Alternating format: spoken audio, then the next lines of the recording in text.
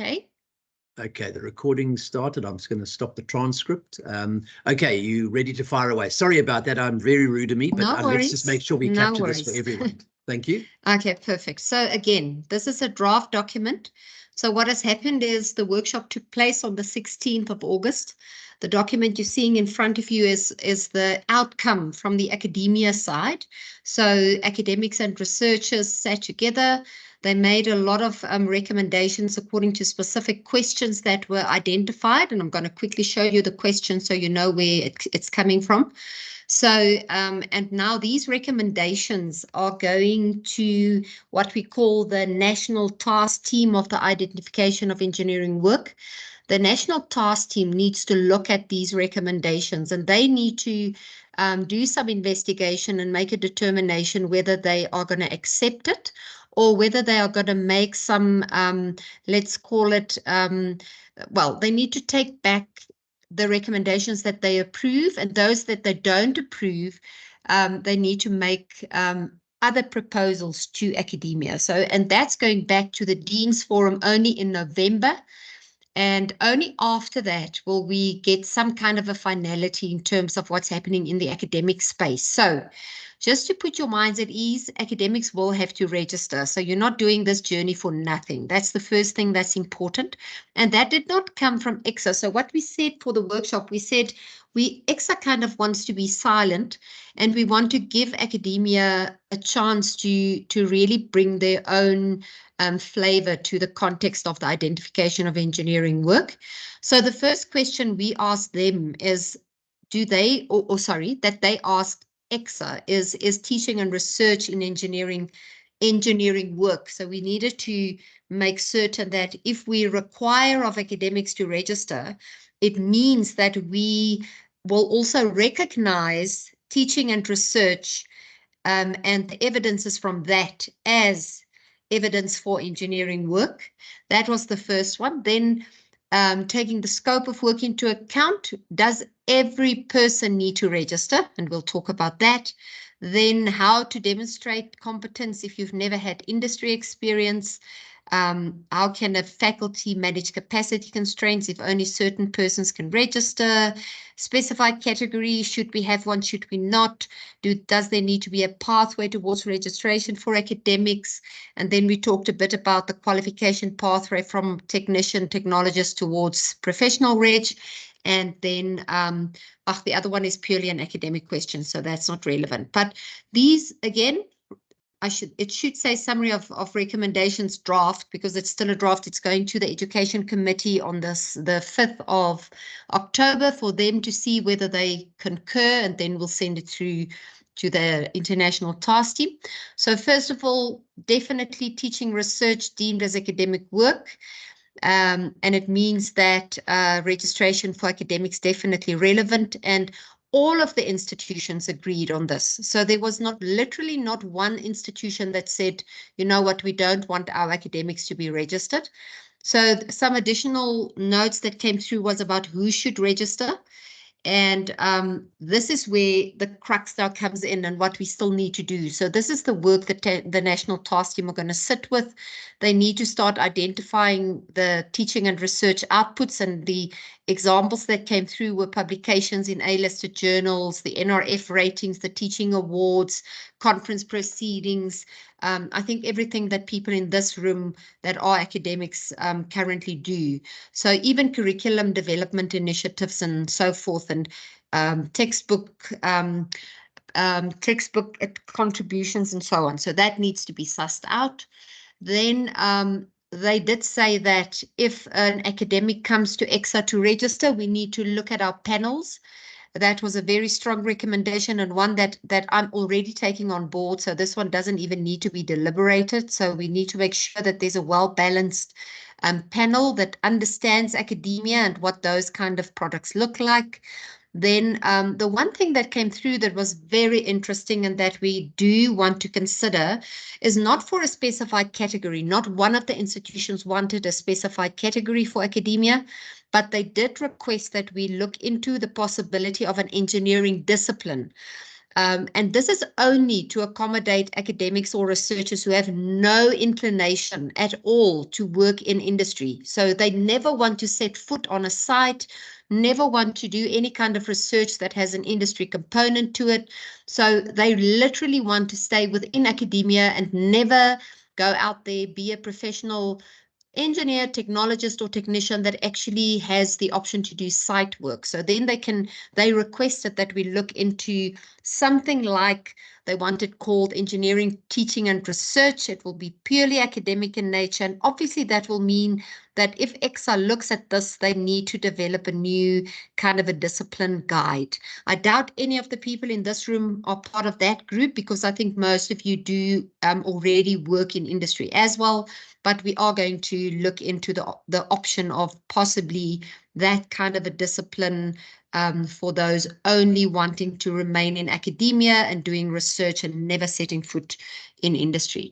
Then they also requested us to look at who must register, and they again stated very unequivocally that only persons at the working, teaching and assessing at the exit level need to register. That's what we said in any case. But there were questions about people teaching and assessing at the exit level in other specializations, like any kind of a science focus, even computer sciences, ethics and that type of thing, but they don't have a baseline qualification in engineering. Obviously, you cannot register with EXA without that baseline qualification, even if you teach and research at the exit level. So that's what we decided, or that's the recommendation that's coming through. The exit level will be better defined, but it will only be for those who have a baseline qualification in engineering, and then work at the exit level. And there were some additional notes that they wanted clarification on. Again, talk about the discipline, the discipline for engineering, teaching and research. Then this one we spoke of. So the only way for an academic to register if they don't have experience at all is through that additional discipline. And I mean, this is something the task team members were also there, the national task team members, and they have also different idea in terms of how you can actually contribute towards bringing evidence for those specific competencies. So that will come through in the document that they produce on these proposed recommendations. Then just want to see if there's anything that I haven't noted. This is again about the panels. They talked a lot about the panels. They talked about the R2 RA policy document. That's one of the oldest documents that we could lay hands on. It's a late 1990 document that had information in it for academia specifically, but it was taken out and no one knows why. So we're going to re-look that document and see if there's any guidance in there. And then no one in academia was interested in a specified category, so that's not happening. EXA is very happy about that. We don't want a specified category. It's not a global trend. We don't want to bring it into South Africa, so that's not happening.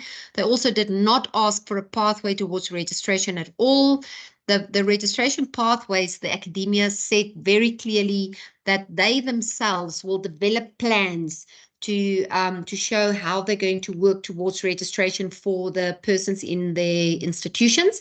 And those plans will then ultimately come back to the EXA accreditation panels for EXA to understand what that pathway will look like, and in terms of the time frames for registration for those teaching and assessing at the exit level. And I think that's about it, Phil. The other things I've said in between with the discussion I've had. So I'm going to stop sharing. Again, it's a draft document, so nothing concrete. I don't want to share it with anyone. It's going to EC, and then we'll take it to the national task team. And if there's any movement further on this, I'll keep this group posted.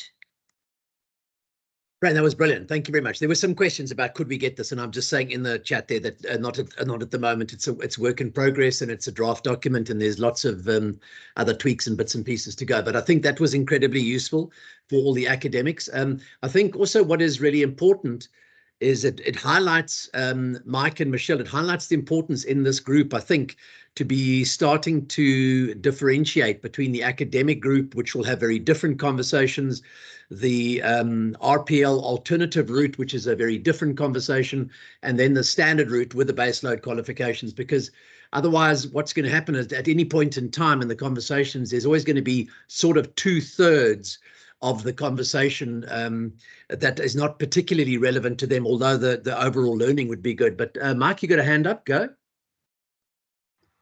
Yeah, thanks, Phil, and thanks, Francisco. I think that what you've just briefed everyone is very important. But I do agree, Phil, I think that the group needs to be split in two. The academia are one set, and the others are the other group. And you know, to be in sessions like this where we've got limited time, I think it's important that we split the groups at this stage. And the other thing is, Francisco, you talked about the alternate route and base qualifications, and I think it's, you know, that wasn't recorded because the recording only started afterwards. But if you could just repeat what you talked about with the alternate route and the base qualification, because what Phil and Tom have been saying is that through the alternative route, one can do it with, let's say for argument's sake, if you've got 20 years experience and in the engineering sector. And when I talk about the engineering sector, I'm talking about the traffic engineering sector that our MTM Nuke 1 are all involved with and have been for 20 years. So maybe you could just elaborate that so that we've got something on record. Thank you, Phil. Just before Fran comes in there, Mike, just to remind you that this is uncharted finality at the moment with EXA. It's a new conversation going on with EXA. So there'll be no definitive answer on this because this is a whole new question. There are old policies, as Fran said, that are very, very out of date, that need to be updated, and the reality of South Africa and the reality of the way the world is moving, where RPL and alternative routes are an acceptable form if specialization can be proven and a high degree of work activity over time can show the increasing degrees of responsibility and cross-mapping to a high number of the engineering learning outcomes. As the conversation with you and Tom, a lot of what you were doing yesterday or the day before when you showed me is that your guys are doing the equivalent of in structural engineering, you know, a load takedown or looking at overland flow, or they're doing all sorts of things. So all of the analysis and early concept design and feasibility and all that stuff, you guys do that. The only thing missing is that baseload qualification. So Fran, I'm going to give you a chance to come in and just respond, but I know that you can't give us an answer. So Mike, it is something, as we mentioned, there is no answer at the moment. It is something that is work in progress. But as I mentioned, as we get into the nuances of this very, very unusual collection of participants, I think it's going to make more sense to split out. So we recognise that, Mike, and that will start to happen. But what I wanted to do today across the groups, because it's relevant to everyone, is just get a sense of where everyone is with their career audits and their learning gap analysis, because that's relevant. It doesn't matter, you know, which group you're going to fall into. It is, and I think the alternative route is going to be different to the standard route. So I think there's actually 3 groups, and we need to manage how we split those and how we resource those and things like that. So Fran, do you want to have a quick word there on the alternative route, or is it just too amorphous at the moment for you to be able to comment? Thanks, Phil. I think at most, obviously, we need to see the specific cases coming through, because that's what an education evaluation on the alternate route is about.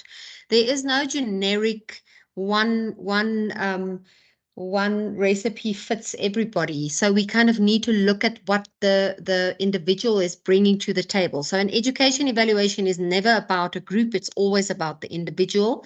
So what I meant with the RPL and the qualifications is obviously that you can never, through RPL, obtain a full qualification. That's not possible. And I mean, that's a CHE requirement for EXA. But EXA is currently revising its RPL policy. It is not the R021 full, it's the, I think it's the E17P, if I'm not mistaken. That's the right policy document.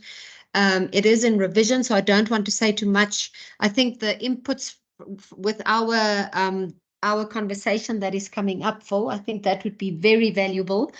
We don't want to keep people out. This is not about gatekeeping. It's about determining how we can best provide for pathways to bring people into the fold if they have a lot of experience. So I don't want to say more than that. And Phil, I need to jump. I see they've started the other meeting, which should have started at 5. I'm so sorry about that.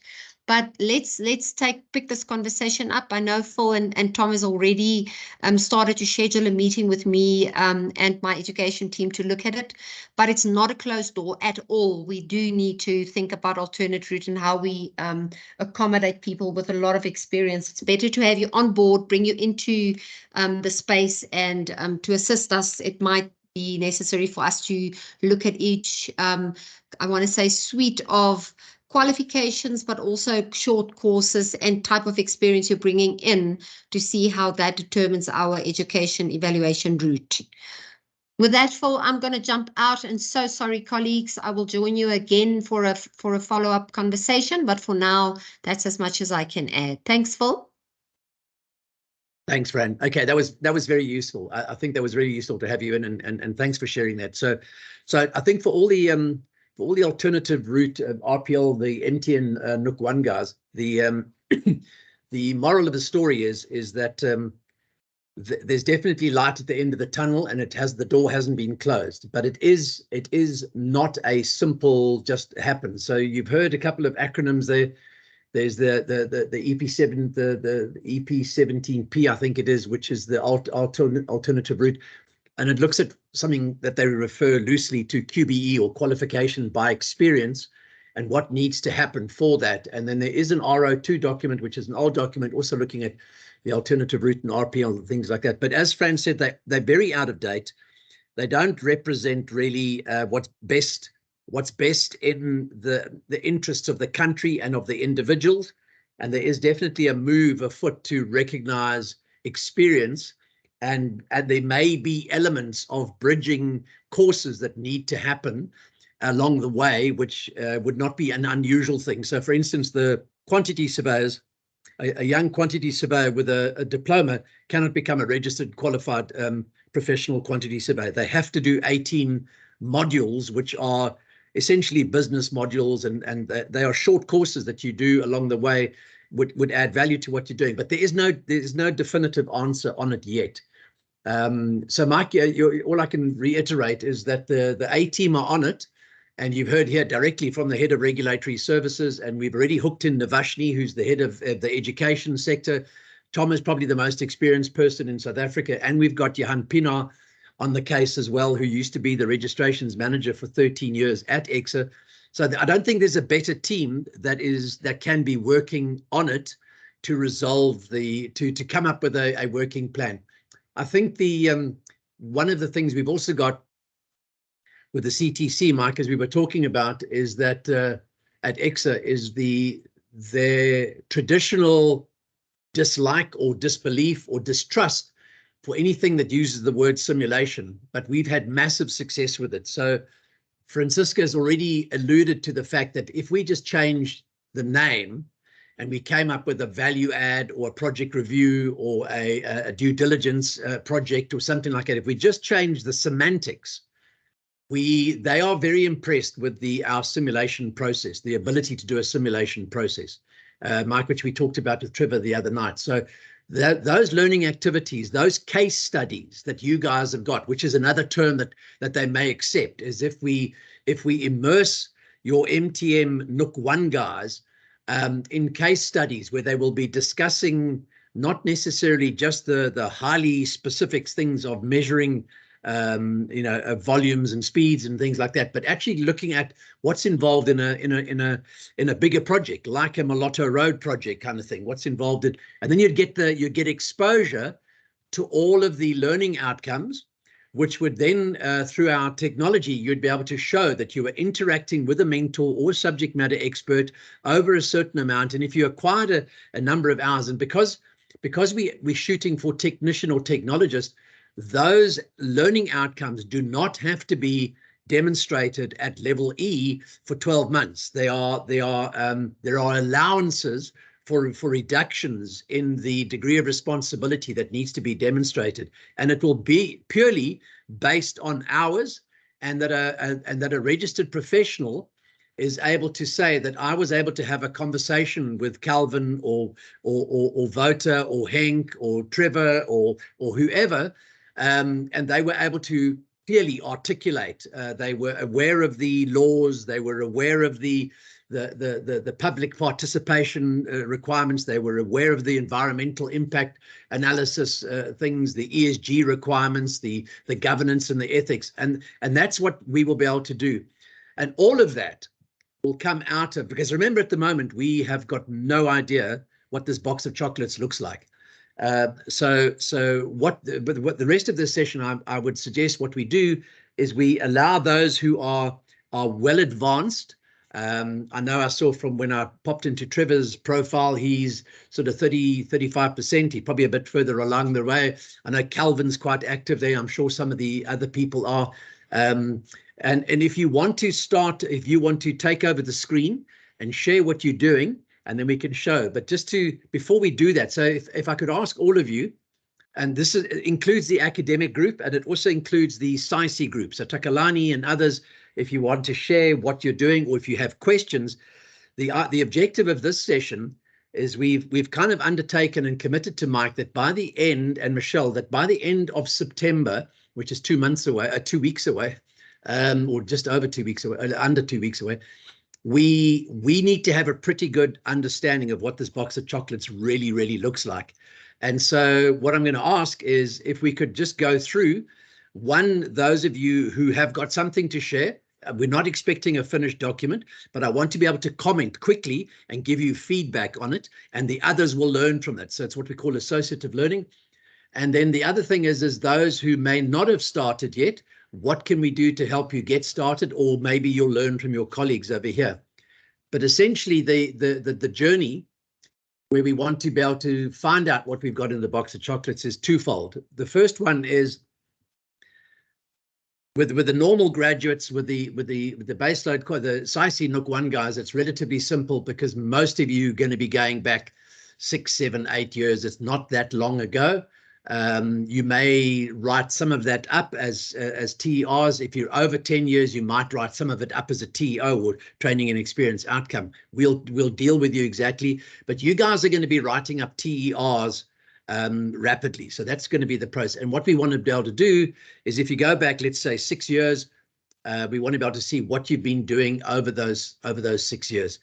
And what kind of project work, because out of your career experience audit, we're going to then guide you as to how best to structure your TERs. So for anybody that hasn't done this journey before, a TER is an extra requirement, and it essentially stands for a training and experience report.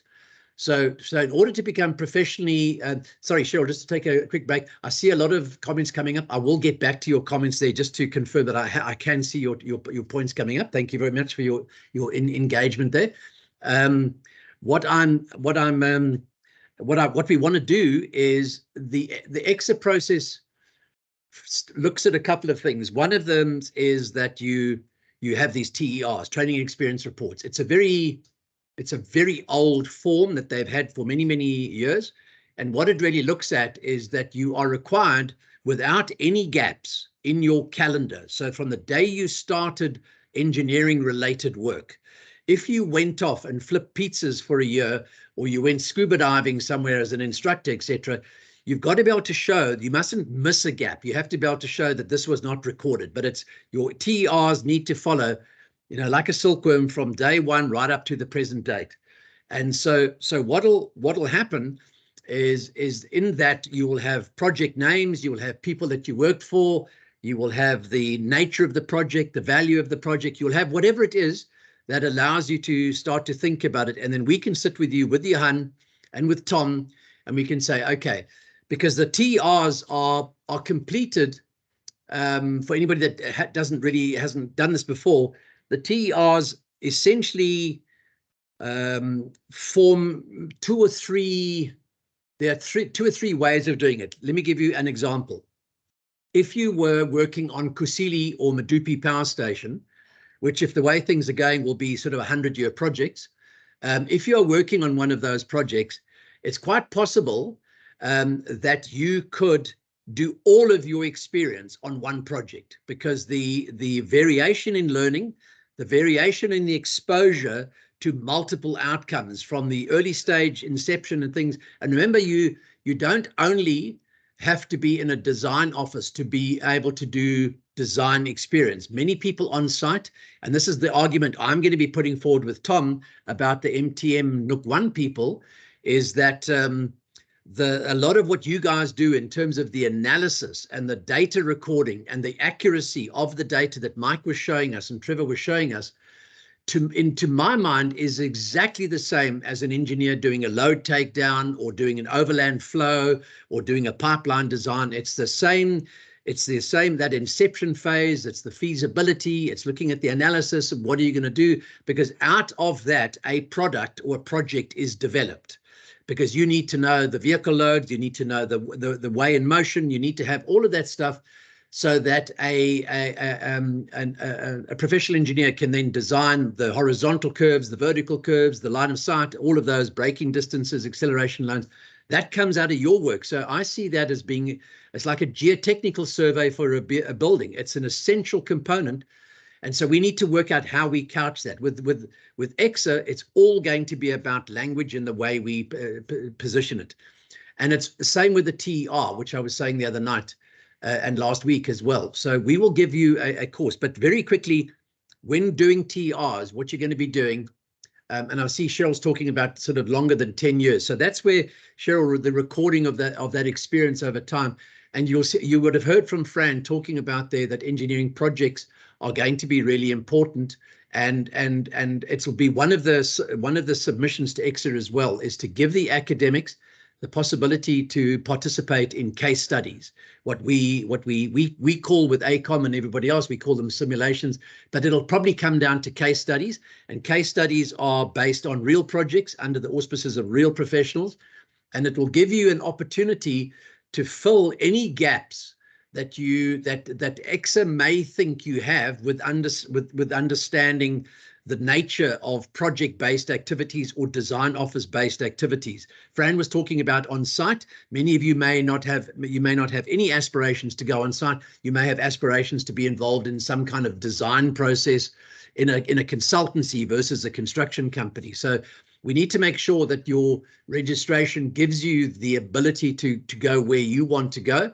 And that's going to mean we have to cross-map all of your teaching, your research and publication, your teaching and tuition, et cetera, align that. But the RPL guys, what is going to be important is you're going to write up eventually TERs, you're going to write up a TO. The first thing is, and this is not absolutely 100% the way it will be, because EXA may require slightly different things. But in the current policies, you will write up something called a TEO, which is a bigger, it's a higher level and not as much detail as a TER. And what the TEO will do is, depending on how many years back they want you to record and show evidence of increasing levels of responsibility. But the TEO will start, let's just say 22 years ago, just for a number.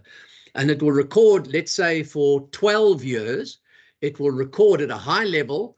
And that's what the career experience audit is all about, is to see how you record 4, 5, 6, 10, 15, 20 projects that you worked on, what your responsibility was, what was the nature of the project. And then that's where we need to come in and couch the wording so that we give it a high degree of analysis, of conceptual understanding, of data, data analysis, understanding the environment, understanding basic physics and engineering principles and things. So we need to be careful of how the wording.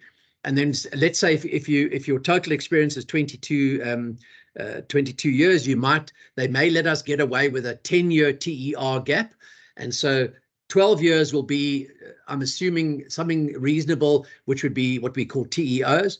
And then also during that period, if you went on any specific training courses. So another thing really important to think back is all of the training that you might have done on instrumentation, on data analytics, on TMH7, and all of these things that you've done over time. This is the time to haul out all those old certificates or look for them somewhere, because this is going to fulfill what's known as your TES, or your training and experience summary. That's really important. Exactly the same for the academics. If you've gone on conferences, courses, seminars, if you've published books, if you've published chapters, if you've published papers, peer-reviewed, brilliant, your NRF status, all of that stuff, all essential in your, what we would call your data room. So for all of you, standard route, RPL or alternative route, academic route, my request to you is to start to build what we call a data room, and have a place where you've got all of these bits and pieces. So for the alternative route guys, you're going to have those first sort of years of how you gathered and went. And because you weren't coming with a baseload qualification, you've probably come from a sort of a grassroots up point of view, and there's absolutely no problem with that at all. But you just need to be careful how we write that, because what you do want to do with EXA is you want to show that your employer and your clients, who are maybe professionals and are, you know, names like it could be Robex or ACOM or Zutari or whoever it is, they were happy for you to work on their projects with who you are as an individual, because what that does is it demonstrates an increasing levels of accountability, responsibility, that professionals were trusting your input, your advice, etc. It's all part of creating the environment that people will be happy to say, you know what, you do behave like a professional, you've done so for a long time, etc. Let's look at how we now mesh this into slight amendments and tweaks to the policies and procedures and things like that. But you'll get to a point where you're going to need to get into the formality of a TER, or a training and experience report. And that we'll in one of the upcoming sessions, we'll share what a TER looks like with you, or you can download them from the EXA website, and I can certainly put it into the chats. We'll actually upload it into CHQ, so it's a common document. You can all go and have a look at it. What the TER essentially is they're limited to sort of 4,000 words.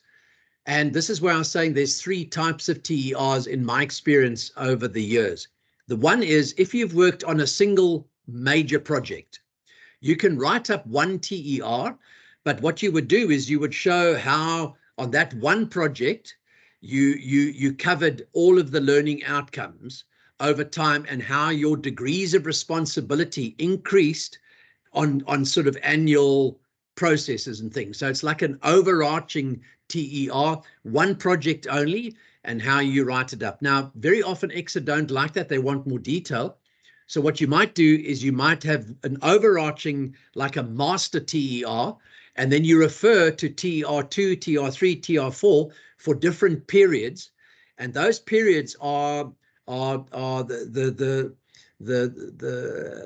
indicator for the different period is not a calendar period necessarily. It could be a calendar period, but more importantly, it's probably a period where you took on an additional role of responsibility or accountability. So with your TERs and your timeline, there are 2 indicators that EXA will be looking at, and then we will be trying to guide you on as well. One is just purely an amount of time, because that is an indicator of experience gained. But what's really important is if you're flatlining over 4 or 5 years, and there's no growth in your career, no growth in your responsibility, etc., etc., you're just doing the same sort of thing over and over, you don't want to have that appearing in your submission. So we've got to make sure that there are no periods, unless it was your very early stages. As you've got more senior, and as you guys get involved in these really complicated projects that Mike was showing, Mike did a fantastic presentation, I think it was yesterday or the day before, showing us what MTM work does. And it gives you a whole new appreciation for even traffic cops, and understanding the complexity of of what actually goes into the science and the engineering behind all this equipment and the monitoring and the data capturing and things like that. So that's the thing. And then the other one is, if you, like the MTM Nook 1 guys, is you haven't worked on one project over a long time. You've worked on many projects. So that's another way that you're going to be doing multiple TERs, and it's going to be single project based. And what you want to be able to do is, in the degrees of responsibility from A up to E, where A is where you are simply observing the work. You are just part of a team, and you are at the very early stages, you're just observing. And then you're going to go and you're going to start to slowly participate, in a team, and then you'll actually be contributing into the team. And ultimately, you're going to get to a thing, where you're actually performing the work by yourself. And that's an important thing, Mike, for us to be able to validate in the MTM business model with your clients, that which of your guys are, and I know that they're all at the top of the game, and they're probably internationally at the top of the game in terms of the very specialized work that you do. We need to be able to show that at the top of the game, where they are putting the report together, or they are putting something together for your business and your business's, the brand of your business, and the credibility that your business has in the marketplace, is that it's been performed. It's been done and at a level of performance by one of your some of your people, and that your clients are accepting of those things. So that's going to be important. So MTM Nook 1 guys, your journey is probably going to be multiple TERs, especially, and it's probably going to be going back 10 years. So that's what the career experience audit plan, that whole big Excel spreadsheet, is, just to gather your thoughts. And I'm going to ask, and I'm going to let anybody who would like to share your thoughts with us, to show us what you're doing, so we can all see what you've done, and we can advise and guide you on that, and everyone can benefit from that. And then the next phase from that will be then taking that learning and looking at whether you're going for technician or technologist, and we'll get more guidance on that. As Tom was saying, if we go the technologist route, it may open the door. It's a bit harder because of the gap in educational, the baseload qualification, but it does open the door for a specialization category. I'm not sure what EXA are going to say about that. If we go the technician route, which is the lower level, it means that you need to have exposure across all 11 outcomes, and that's going to be really important. Similar with the academics. Exactly what is the journey, depending on what academics have done, what project works they've done, what can be identified as actual project work in the eyes of EXA, and what would be identified as academic project support, or curriculum development, and tuition and learning, and technology-based tuition, and all the things that academics do. And so it probably fall into those camps, as Fran very, very elegantly expressed. But the journey for the MTM Nook 1 guys is that you're going to start to write up your TERs quite soon, because that's where Johan will come into his own, and we'll have sessions. And that's why I'm talking to Mike, if we split the groups, the SciC Nook 1 guys is a lot easier, because we're recording stuff. There's no questions about the baseload qualification, but the writing up is going to be quite important. And then the process will you'll get your 10 years written up. You'll have your other 12 years, which will be in a TEO, which will be very high level. So in 2000 or whatever it was, my first job was on this. This was the client, this was the project, this was my responsibility, this is the sort of learning activities, kind of low level kind of stuff, but it's recording that you were in the engineering space, you weren't, life-saving or something like that. And so there's a track record. What will be really good is that at each of those periods, if you were working with MTN, great. If you weren't working with MTN, if we can get maybe some sort of sign-off from your employer at that time, I think that all goes to build the credibility that you really were working in engineering, you really were working on those real projects. So, things like in your data room, you might have an old photograph of a site. You may have posed, for something that was going on. just gather that stuff, gather your data room. We're not sure what level of intensity is going to be required, but all of it's going to be very useful. If you've got old reports, if you were included in minutes of project reviews, or client closeout reports and things, anything that you've got that would be useful for the data room, start gathering your data room. And then you're going to go into the TR spaces. So for the SciC Nook 1 guys, Jonathan and Takalani and the rest of them in the SciC Nook 1, and even some of the guys in MTM Nook 1, where you've got the baseload qualification, what we need to do with you is you're probably not going to have to go back your full length of experience. You can start just getting straight into the TER space. If you've got longer than 10 years, you're going to do it. Those early years you're going to do with the TEO, just to gather that, 1 page. Your TEO may just be 1 page of those highlights of those years, but you're going to start to get into the TER space where you write those up, and that's where we'll come and we'll drive those sessions with you as well. So I'm gonna before we go into demoing, I'm gonna put over to the floor to cover any questions, if anybody has anything that they specifically want to ask on what I've said. And then I'm going to ask those of you who have made some progress, if you could share what you've done so that we could see what you've done. We can make sure that you're going in the right direction, and the others can learn from what you've done. Very often the pioneers that get going first are instrumental in motivating those who've just been struggling with time, and it gives them a kind of a way, that's how we do it, because otherwise it's Tom and Phil talking the whole time. So before we get going, and I'm going to be thinking specifically about maybe Calvin or Trevor, who I know have been making progress there, but that doesn't mean that no one else has made progress. So if they're happy to share what they've got. But let's just get to questions. Are there any questions from any of the groupings on what I've said so far, or what Fran said?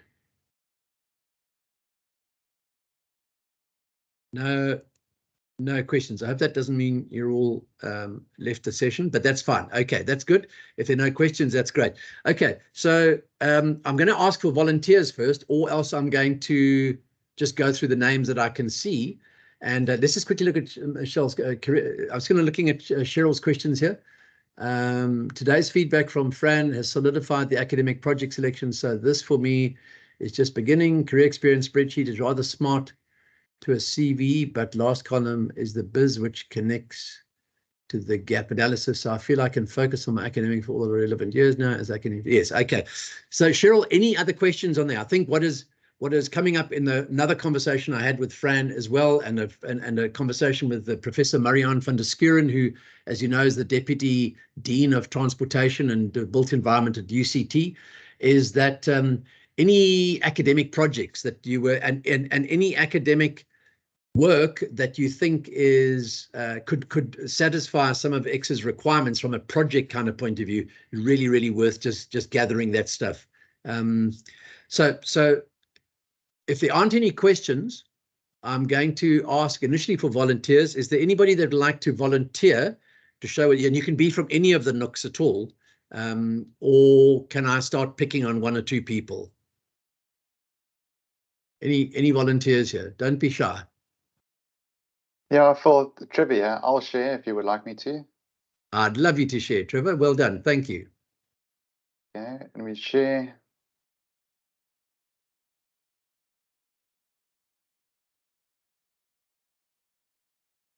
I don't know, can you see my screen yet? We can see your screen. It looks like you've done a very good job. That looks, yeah, that guys, looks please, it's just a very high level, it's very hard, because I'm totally aware that the people that I work with are in this group and know exactly what I do. But starting, I don't know if you want me to run through it, Phil, or not. Yes, I do. I'd like you to run through it, because what I'd like us to do is just test whether we think. Remember, this is not about training the guys in the group. What it is about is it's looking at how we extract from here, and then we cross a line. And so as you go through it, I'll try and help you where we'll be able to use this to cross map into the learning gap areas. So, okay. So take us through it. We've got time, and I'm hoping that other people will get value out of this, because you've done a great job, Trevor. So well done. Okay, so just to kick off, started in 2002. microscopic monitoring, and that's where I've been ever since.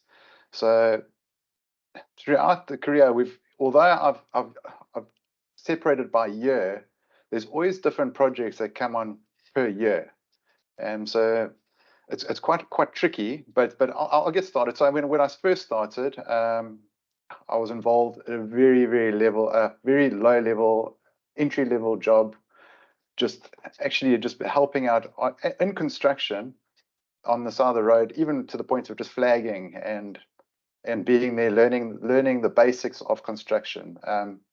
And within this year, we obviously learned a lot, but it wasn't just construction. I mean, it was everything to do with the company. But that's the start of the career. So I don't know if can I carry on?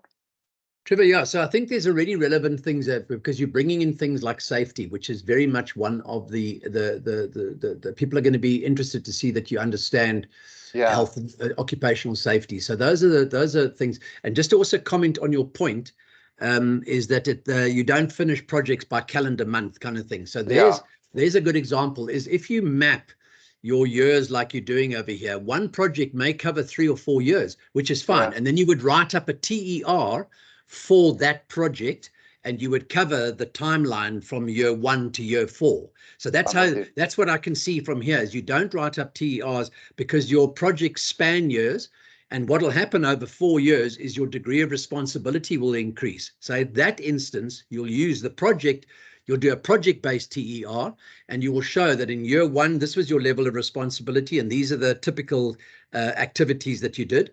And then in the same TR, you'll say in year 2, on the same project, your degree of responsibility increased.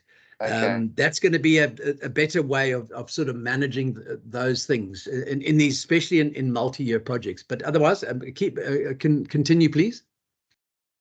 Yeah, so the following year, within these first 2 years, I mean, we learned a lot basically on the road, from cutting loops to pizzas to weigh motion sites, the asphalt. So everything that happens on a construction site, we learned within the first years of employment. But just moving on, and this is where probably the majority of the staff in NUC 1 are involved in is the actual data that we validate, the integrity of the data. And so that's where I started, and that was a good couple of years ago that I was involved with the validation, and I was doing the data for a good probably 3 years. So I'm with you again on it's probably the same comment where when we would draw up a TR, it would be over this period. Yes. The other thing, Trevor, just important to point out is EXA outcome 4 is managing engineering projects. So although it was done some time ago, what you want to do is you're going to weave into your story that important aspect of outcome 4, which is managing engineering projects, because you've got great site experience, which very often academics don't get that opportunity, and certainly people in a design office don't get that experience. So that even though they were early years, we'll couch that and don't use words like we won't use words like it was very basic, etc. We'll just say that you were performing at level A. So you were doing it, under a lot of supervision, or you were participating, and we'll just write it in the words that EXA is expecting to see. So, but this is a great document because this gives us a lot of things to see your journey of progression. So carry on. Yeah. So then after that, we actually set up a team that went out. With the actual construction team, where we would actually go out and to the weigh motion sites. And wherever there was a bending plate, we would set up and close the lane off, and then actually survey the road 50 meters upstream and then 30 meters downstream with a proper dumpy level, and take recordings. I mean, so that we did that. I did that for probably a year or so. Then when it comes so that's a relevant thing as well, because the assumption is normally that only sort of someone who's gone through a university thing, not the average oak in the street doesn't know how to set up a dumpy level or a theodolite. You can take poison on that fact. So so these things where you are using instrumentation of an engineering or scientific basis, highlight those in your discussions, because that shows that you're performing the functions on a construction site of using the tools of the trade. So that's good that you have that. Excellent, man. Okay. And then, I mean, moving on to VLM surveys, which I put this year, only 2008, but we've basically, my whole career has been doing VLM surveys at different places, and from dealing with the client right to the end of the final product. So I've just put it down as a 1-year thing because I didn't really know how to document it.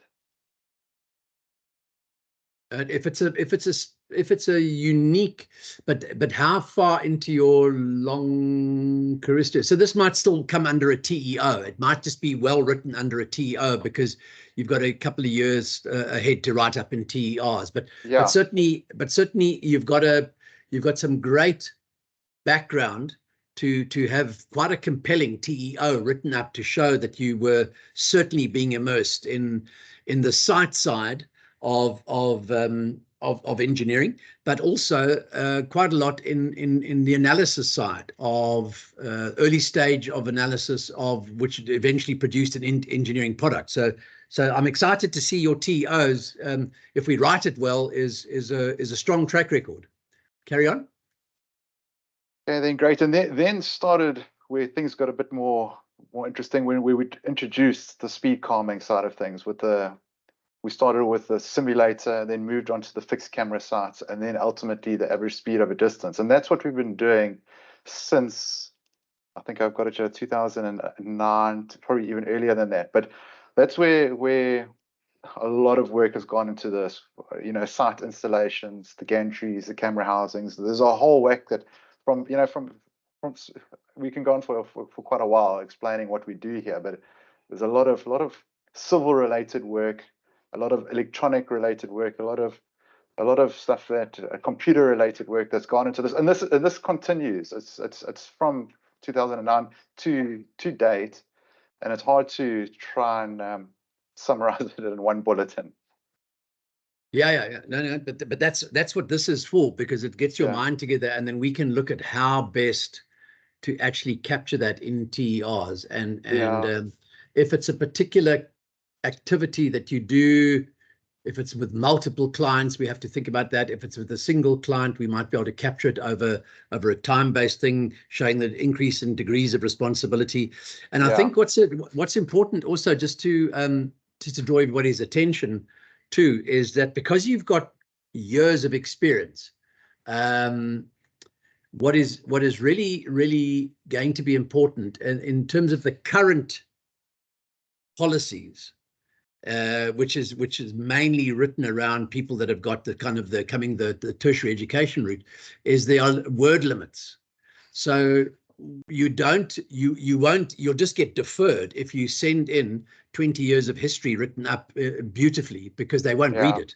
They're very busy people, and some of them are not as qualified as they could be. There are problems, and that's part of what X is trying to resolve. Is some of the committees and things are questionable in terms of their understanding of engineering, etc. That's a whole new conversation. So what is important, Trev, from looking at what you're doing, is don't get caught up in in identifying lots of words like gantries, cameras, housing and civils, etc. Capture that more as a high impact sentence, because what you want to be doing is showing that there was a lot of thinking involved, there was a lot of analysis, there was responsibility, there was understanding engineering principles involved. So one of the tricks of a really good TER, I've come to understand over the years, it's about 180 years since I did mine, but when I see some of the candidates that we work with who are really good and get through the whole registration process, and this is a comment for all of those that are going the standard route, and it'll be identical for the academics, although there will be nuances, etc., is when you write up your reports, do this, because what Trevor's done here is brilliant. It's absolutely brilliant. It's focused his mind on his journey, and he's put a lot of work and effort into this, which will now be invaluable in your cross mapping into your learning gaps and those sort of kinds of things. I'm already seeing a lot of areas over here. You can start aligning these things to the competency indicators and to the range statements. But what is going to be important is the ability to synthesize your journey, because you've got lots of experience and you've only got 4,000 words. Yeah. So you've got to trim these things down, because ultimately what will happen with your TEOs, which is your long history, and then the very detailed last 10 years maybe. And for those of you with the traditional route, Takalani and Jonathan, it might be your last 6 years or last 5 years or whatever. You're going to summarize that, and then you're going to support that with the TES, which is a training and experience summary. So all of your training courses, all your conferences, all your certificates, everything that you've ever got from anybody that is work related. So you're going to capture those, and then you're going to do what's known as an ER, or an engineering report, and that way you're going to write that up as a thing. So Trevor and Calvin and Vota and Henk and all the rest of the guys in MT and Nook One, apologies, I'm using the same names over and over, but what you're going to eventually end up doing is you're going to be summarizing all of your stuff, and you're going to write up an ER, an engineering report. And your ER is the principal document that they will do your interview with, your professional interview. So all of this, it leads up to a point where you're going to choose a project, or you might have a couple of projects, but they will be your most recent, most senior roles. Okay.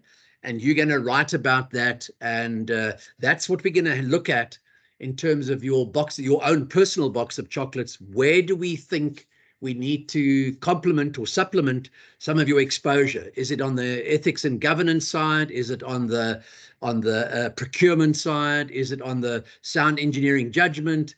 You know, is it managing construction projects? Is it the communication space where you've got multidisciplinary projects, et cetera, et cetera? So we will look at that cross mapping, and that's where the simulations or the case studies will come in and play a brilliant role. But Trev, what you're going to need to do out of this is, as you get on, is you're going to need to start to think, okay, that was the project that I can probably write up the best in the form of a project report, showing, you know, the problems that we were out to solve, how my role in solving those problems, the role I played, because very important when you're writing up TRs and these things is they don't want to hear words like "we were in a team that did this," because they can't place responsibility or accountability on the we, and our team did this, etc., etc. Even if it was magnanimous stuff, they can't position you. So TRs and engineering reports are very much first person. You write, I did this, and then the words in the specification document, which is actually in CHQ, you can go into it, which is the document on the competencies framework from EXA, if you use the wording, which is very similar to the EXA wording, they then understand that. It's that old thing that my dad always used to say to me at school and university kind of thing. If I failed something, he'd say, but did you read the question? So the whole thing is give the examiners or the assessment committees the easiest way of giving you ticks and points, because you are talking their talk. Don't use any additional language. Don't use fluffy language. Whatever you do, don't use padding. You just write it the way it is. You summarize it, and all you have to do is demonstrate that you were addressing the particular learning outcome. The competency indicators and the range statement will give you clues as to what sort of words you can try to align to, and then make sure that you explain to them that you were doing it, and then you identify at what level. Was it at A, B, C, D, E? And then you don't say it A, B, C, D, E. You use the words like, I was participating in a team. My role in this team was, and you tell them what you participated. If you contributed to the end product, you say, I contributed to the end result, and my contribution was made up of the following, so that they can identify your active and role. And then eventually you're going to be saying, you know, I performed this work unsupervised. I handed over to the client. I did the presentation to the tender committee. I did whatever. So you show those increasing graduations in the way you are doing the work. Trevor, sorry, carry on. Okay, so you're from there. Basically, we were awarded one contract, and it was to update the freight data bank, and that was a whole project on its own. But yeah, I won't go into too much detail there. The next project we had, or the next part of my career, we rolled out. So once we had got from 2009, once we had installed and got the average speed of assistance distance system up and running, we then started to roll it out to different municipalities. So we rolled it out to like Mthatha, Pongola, Lindian, different municipalities, and then we were involved in a couple of different things, but mainly for data for data collection and then revenue and the back office side of things. Moving on. That's great. I tell you what, I'm just looking at the time. I didn't even realize the time going here. Yeah. Trevor, I think you've done a great job. Have you converted this yet to your learning gap analysis, or are you waiting for assistance on that? I'm still trying to figure out how to pull this across onto the gap analysis. All right. Yeah. Okay, that's what I thought would happen, and I think that's the right place to stop over here. So Trev, that's a great job. I just want to give anybody else an opportunity. Is there anybody else that wants to show Calvin or Michelle or anybody else that's done something similar to Trevor here that you want to share with us? Calvin, go. How's it, Phil? How's it? I'll share it now. I see we're going to be slightly over time. I don't have a time stop, so if anybody else wants to stay, we can continue a bit. I just want to just check while Calvin's getting them sorted out. Have any of the academics given this a go, or are you waiting for clarity from EXA, or have some of the academics sort of started to write up your experience in terms of engineering related projects that we could possibly use for EXA? Are there any of the academics that would like to share? Cheryl, maybe you? I'm meeting from the phone. I don't know how to show from that. Okay. Cheryl said she can't do it because she's on her phone. Yeah. Okay. Okay. So Calvin, if I can ask you, because you've obviously done a great job as well, could you go through this relatively briefly? And then just to see if anybody, I've not said as I need more clarity, academic. Okay, so Bashingi's saying he needs more clarity on the academic route. That's fully understood. There's a whole team working on that. Okay, Calvin, go. Just give yourself a few minutes on this. Take us through it. Okay, so I've done mine slightly differently to Trevor's. Each year I have listed the projects I was involved in. I don't know if you guys can see here on the left. Yeah, we can see. Yeah, that's great. Yeah, and then I put tabs for each project, just so that you guys can get a overview of each one. So for fixed monitoring sites is explanations, and the TMH3 qualification here. Okay, I think this is going to be hugely useful for your data room, that you've made those detailed tabs. So once again, similar comment is going to be that you've got those vehicle load mass surveys, and it goes over multi-years. So we'll probably write up a TR that does that, and then the various different clients that you do that, and then your increasing responsibilities. But I like the idea of your little data rooms with the tabs showing the level of analysis underneath that, because you see, in a skeptical assessor, if you needed to have, I mean, you're going to submit to something that's going to be written up as well as we can, but there's going to be no harm in going to any particular interview with your own data room with you and being able to show people that. And I think it's one of the things, if I look at, and the conversation that I had with Mike and Tom the other night, is it's one of the important things in the acceptance of the alternative route, the RPL route, is we must make allowance for assessors to be able to, or there must be part of the process that I'm going to be promoting, is to show a data room of evidence collection over time. So part of the RPL route should be to be able to show evidence. And I think that's quite powerful that you've done that. So well done. Okay, thanks. Do you want me to carry on, or? Yeah, just carry on just to the end. Let's just see what you're getting towards the end, where you're going to, because this is your early stages. So what years were these? Okay, so this is getting to more recent over here. Okay. 17. There's a lot more projects. Most of them are the same ones from the beginning, but okay, obviously got involved more and more. And then at the end here, I did put the levels of degrees of responsibility. Yeah. Okay. Okay. Well, that's useful. Yeah. Yeah.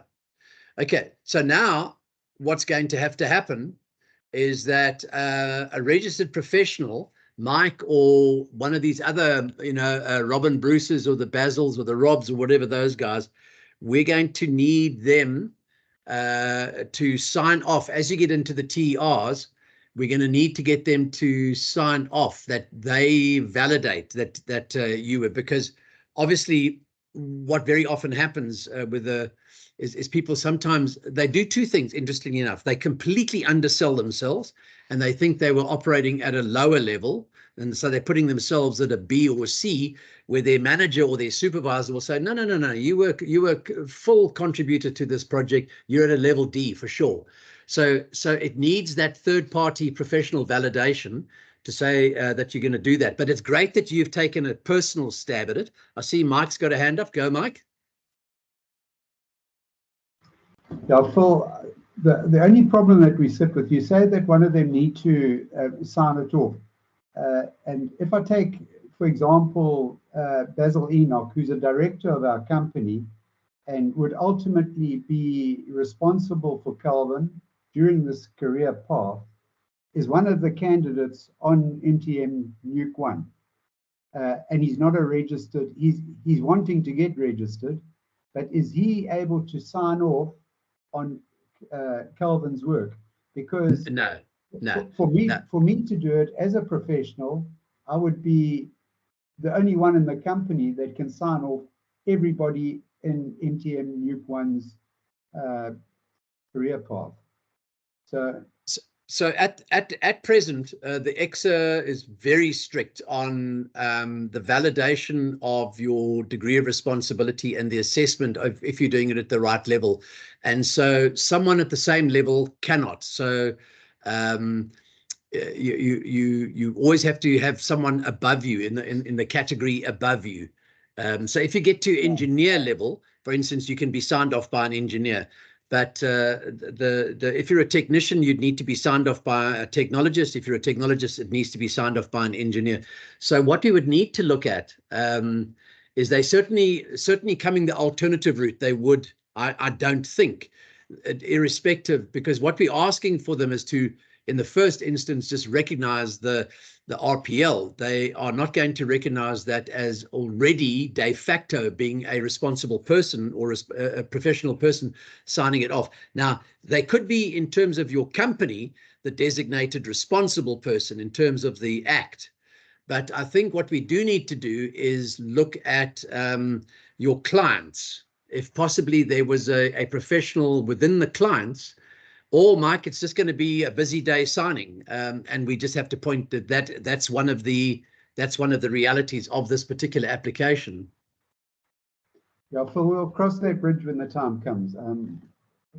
I think that it's just nice to know how it's going to work, because I can almost guarantee you they won't accept an unregistered person signing off as another unregistered person. I think that would be stretching the and that's nothing to say how competent Basil is. It's just in terms of the policies and the law at this moment, they would expect it to be someone who's gone through the hoops. It might be a bit anal, but that's the way it is at the moment.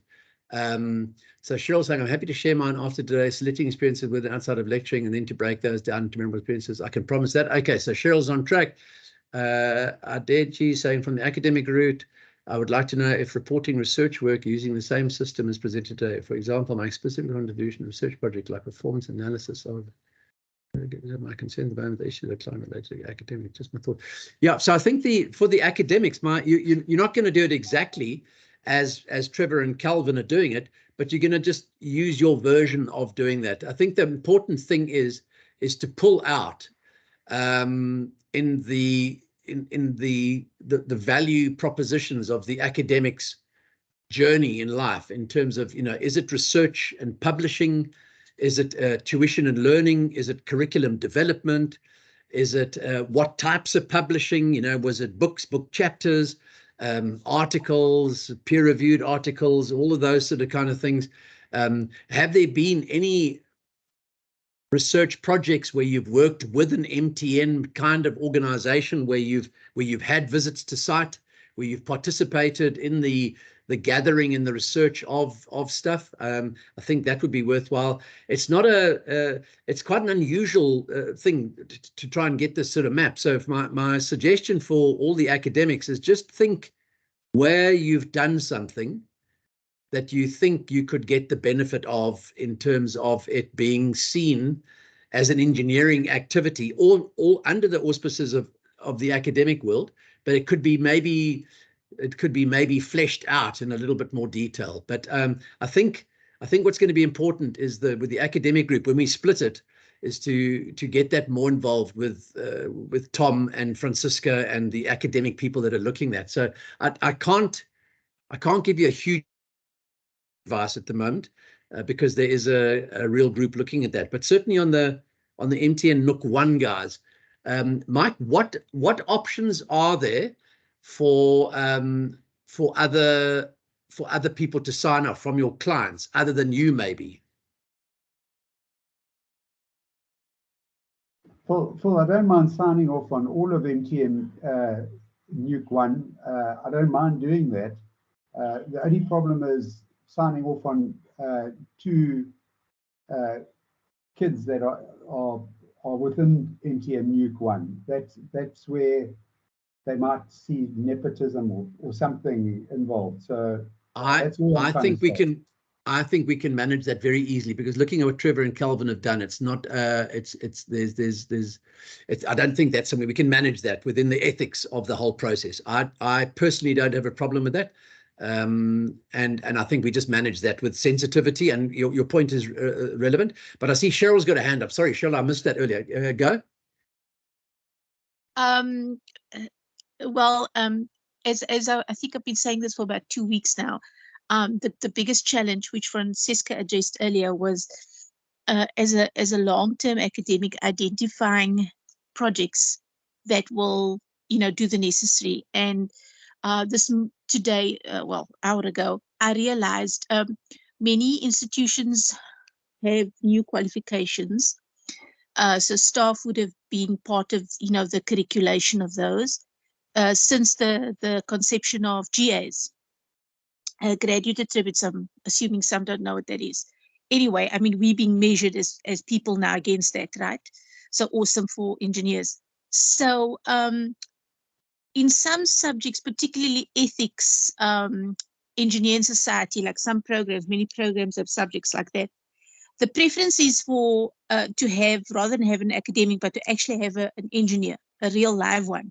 Sort of spearhead that. But typically, engineers need academic mentors to guide them so that it's delivered correctly, and the crosses and the O's and things like that.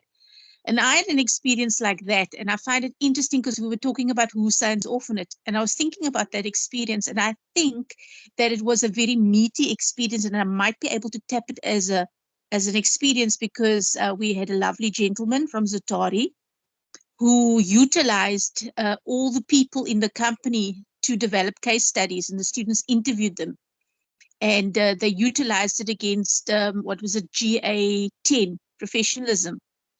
And it was a very rich experience, and it only happened once, unfortunately. And I was the academic mentor to this lovely professional gentleman. So it was like a case of role reversal. And So I was wondering to myself, in that case, do I get the person I'm meant to sign off on the experience? I don't know, but there's something there.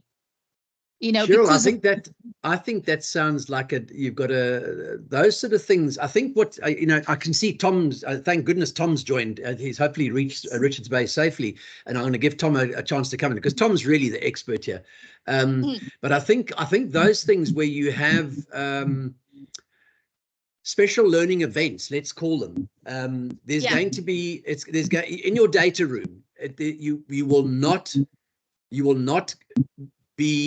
go wrong by capturing those learning moments. I think I would really urge you to write that up. And there's nothing wrong because you're going back into industry. Even if you were mentoring someone and they're now signing off for you, that's fine because they're in a different world. They're possibly a registered professional in their business role. And I think that what's important is because all you're looking for, Mike, and to everyone else, all we're looking for in the TRs and all of these things is that there's validation that someone who has gone through the rigor of professional registration and has been audited and really understands the roles and responsibilities and the accountability of being a professional, has looked at your work, can validate or verify that you were actually involved in those projects. They have first-hand knowledge that you were on those projects, and they're prepared to put their professional reputation on the line by not perjuring themselves and signing that you were there. That's all the assessors want to see, that there's a third party that has got the necessary recognition and that they signed off. So I think that's good. I think that Tom's got a hand up. Cheryl, unless you got something else, I'd like to give Tom a chance. No, I talk enough as it is. Thank you. No, you're always welcome. Can you put your hand down and let's get Uncle Tom into the room. Uncle Tom. So Phil, I'm just responding to Mike's question earlier. The supervisor can sign a TER or a TOR if they are not registered, because that supervisor is merely approving that the record of what they have done is a true reflection of their work. Where you need registered people is the referees.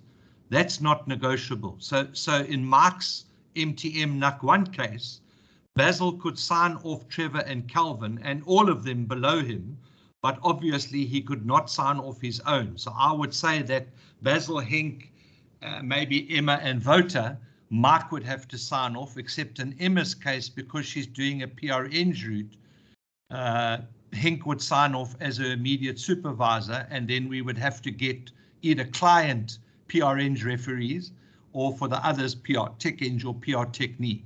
But I've just checked with Chris Maynard, who is an assessor at EXA, and EXA understands that you can't expect the supervisor to be registered. Yes, they want them to be registered, as long as the supervisor is just verifying that the work the person claims to have done has been done by that individual.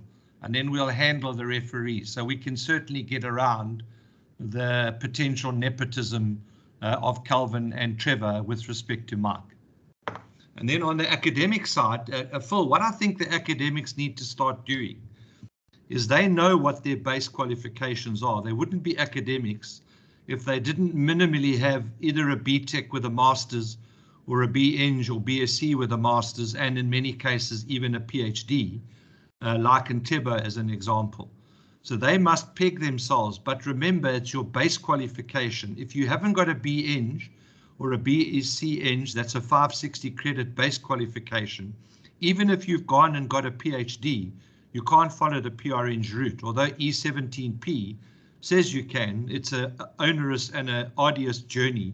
You must put the pig in the sand that you are going the PR Tech Eng route, and then look at the things that you've done, like has just been explained by our CPUT colleague, and look to see when I do something, where does it talk to the outcomes?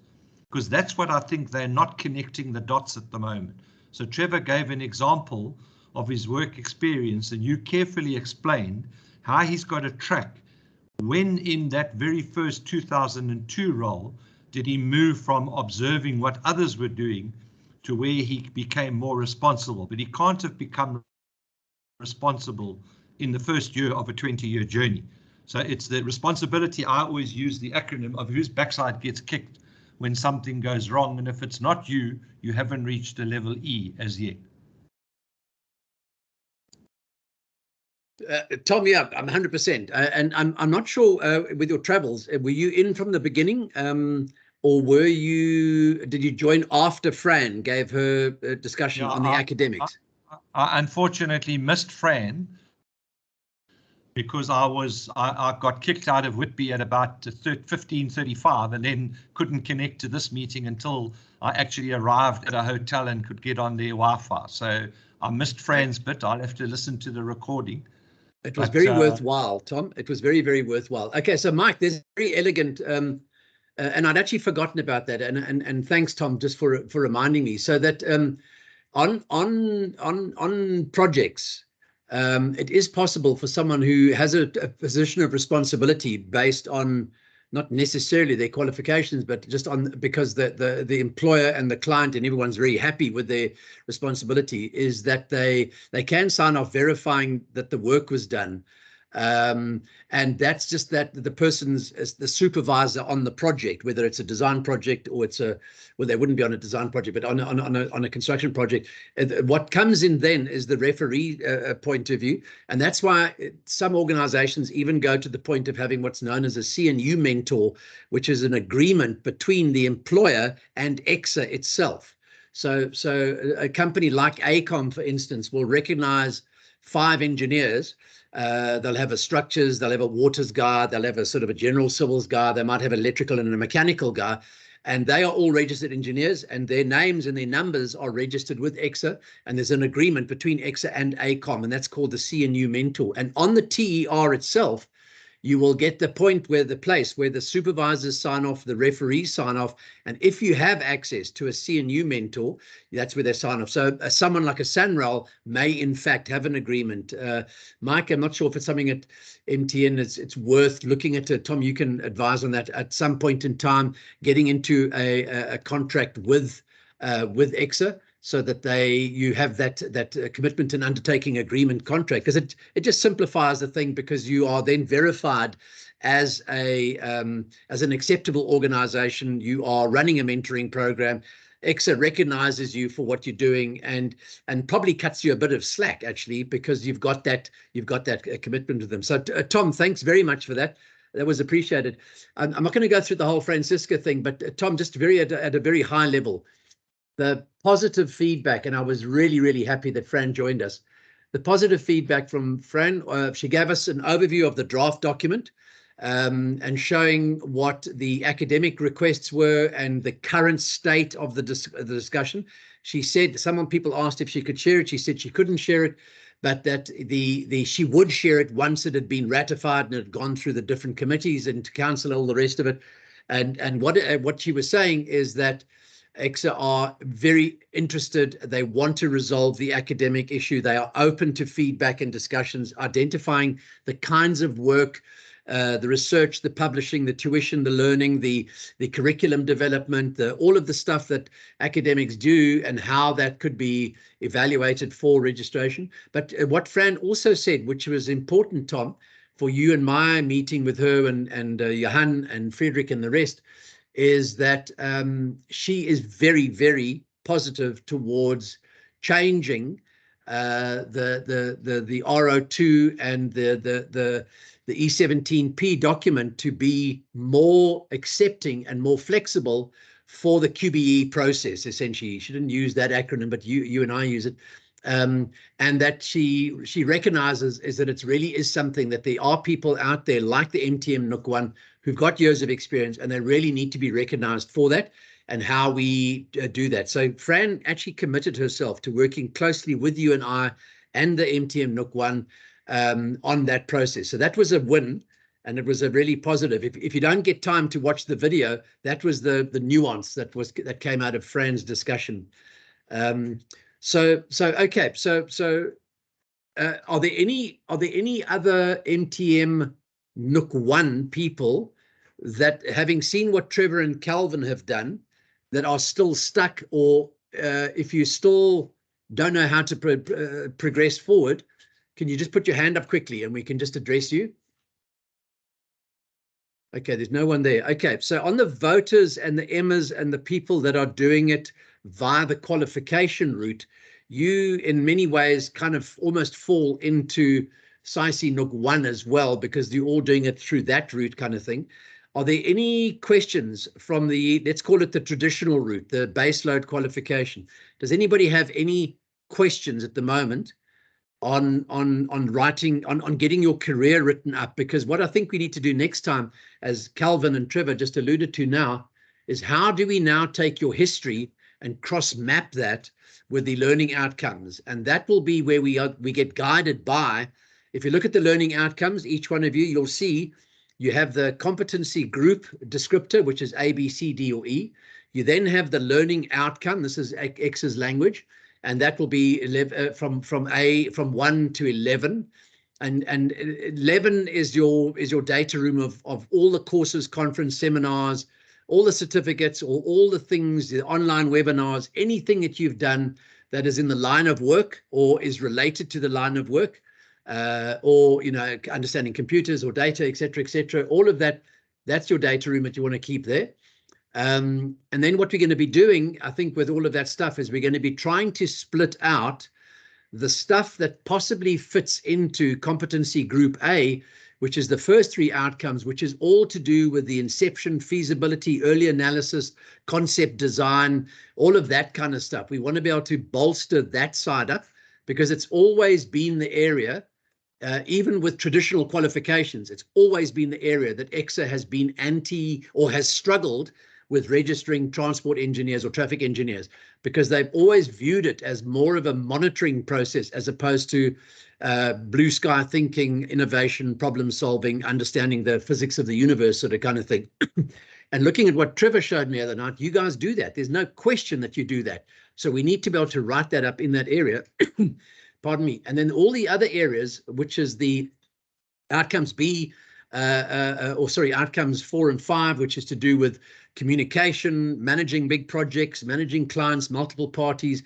Outcome 4, which is all to do with managing engineering projects. You guys do that. That's part of what you've been doing as a youngster right up to now. And we need to write that up in such a way that you really, you understand site management, you understand establishment, you understand safety, you understand the nuances that go with security and all of that sort of kind of stuff. You've got lots and lots of stuff that can be written up there.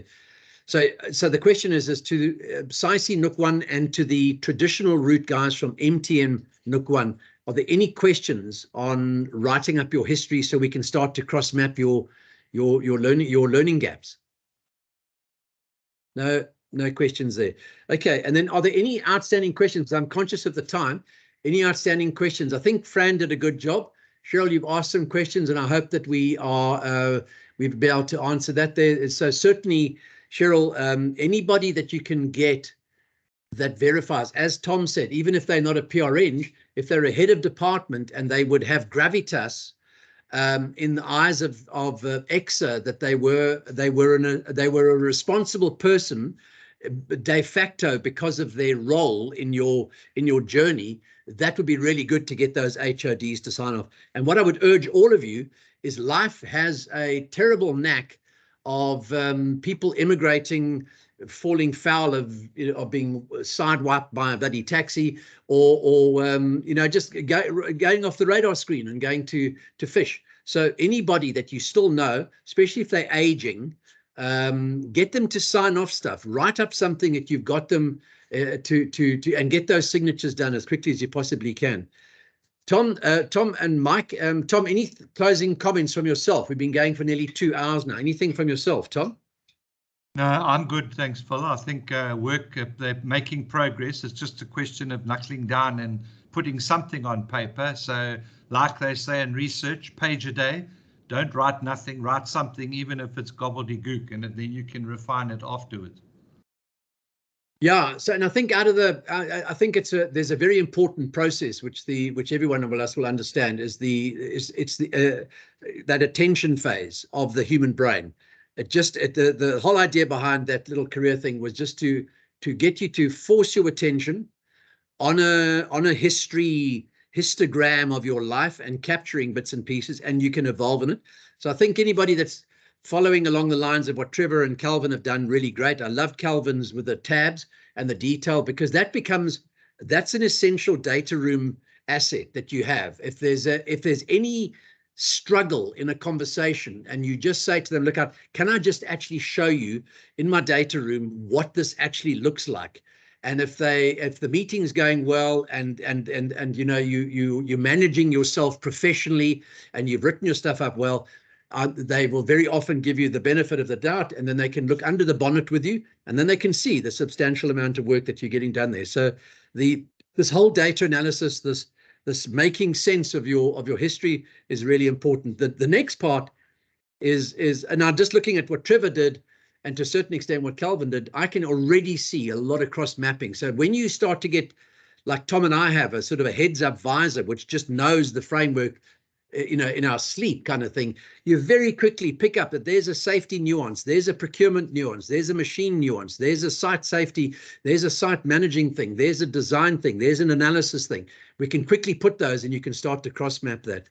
So I think I've probably said enough. I want to just ask Michelle had to drop off, unfortunately, but I wanted to ask Mike Helens if you've got any final thoughts, Mike.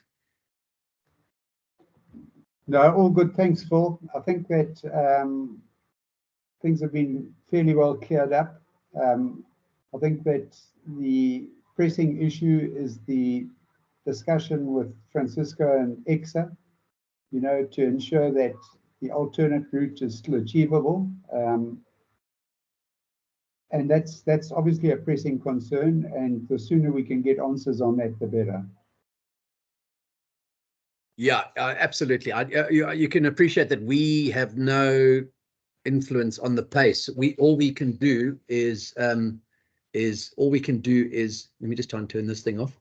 All we can do is keep them under pressure to do that. So as we are. But what I can say, and from her conversation today and the other conversations we have, is I think we are on the right side of uncertainty. I don't think we're on the wrong side of uncertainty. So what you're doing is I would say is not going to turn out to be a waste at all. I think this is an investment, and I think it will have the benefit. So as a positive person, I think the bank on the fact that we will engineer some way or other a positive outcome. It might not happen overnight, Mike. But that's beyond our control. Thanks, Phil. Thanks for the session. Okay, guys, if there aren't any more questions, quick, gone. Any last questions? Emma, anything from your side? Wouter, Henk? All good, thank you, Phil. All good. No, thank you. All good, Emma? Mm-hmm. All good your side? Yep, all good, thanks. Okay, all right. I'm really sorry about the technological glitch with the invite earlier on. As I said, Louise is in a really bad state with her husband in intensive care, and Celestine is getting over a family tragedy. But I think that the A team will be back on track next week, and we'll drop you some communications in the interim. But thanks all. Take care. Have a good evening. Cheers for now. Thanks so much. Cheers. Everyone. Thanks, guys. Cheers. Bye. Bye.